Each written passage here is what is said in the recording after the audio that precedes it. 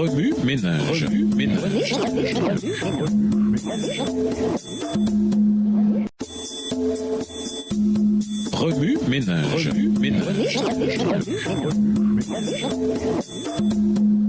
Bienvenue dans votre émission Remue ménage. Nous voilà au vendredi.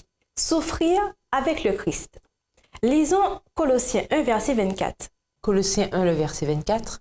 Je me réjouis maintenant dans mes souffrances pour vous, et ce qui manque aux souffrances de Christ, je l'achève en ma chair pour son corps qui est l'Église. Pour conclure, dans ces deux épîtres, Pierre veut aider le jeune corps du Christ à comprendre comment mener une vie sainte.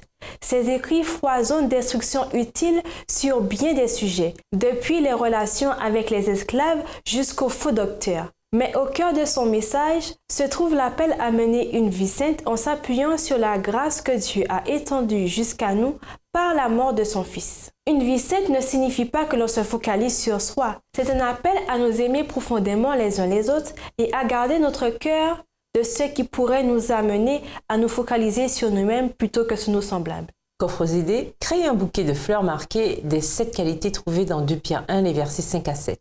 Vous pouvez faire des fleurs en papier ou dessiner ou peindre un vase rempli de fleurs. Le vase, c'est la foi. En quoi la foi est-elle le fondement de ces qualités? Priez pour ceux qui participent littéralement aux souffrances physiques du Christ. Faites une recherche sur la persécution chrétienne dans les secteurs contrôlés par des terroristes ou des pays encore sous la domination communiste. Portez les fardeaux de quelqu'un aujourd'hui en lui apportant un repas, en faisant sa lessive, en le transportant en voiture ou en l'écoutant. Faites une marche, de la course ou du vélo. Ce faisant, imaginez que vous vous fracturez le pied et que vous essayez quand même de faire de l'exercice. Si une partie du corps souffre, tout le corps souffre et le Christ, la tête, souffre aussi. Faites une liste de vos priorités. Écrivez premièrement vos 3 premières valeurs, les plus importantes. Numérotez-les 1, 2, 3 dans l'ordre. Puis, faites une liste de vos activités quotidiennes. Maintenant, mettez 1, 2 ou 3 à côté de chacune de ces activités. En quoi ces 2 listes correspondent-elles? Accordez-vous la plus grande somme de temps à la plus importante priorité? Sinon, trouvez quel changement s'impose pour respecter vos priorités. Pour aller plus loin, nous vous invitons à lire le livre d'Ellen G. White, Conquérant Pacifique, au chapitre 52.